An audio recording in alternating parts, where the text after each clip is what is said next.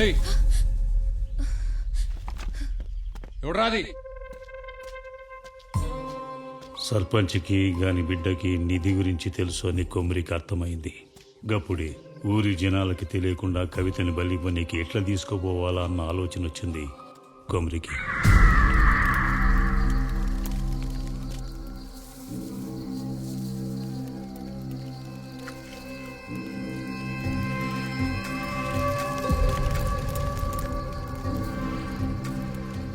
కవితతో పాటు సర్పంచ్ బిడ్డ మీద కూడా రేణుక అవతారం ప్రయోగించిండు.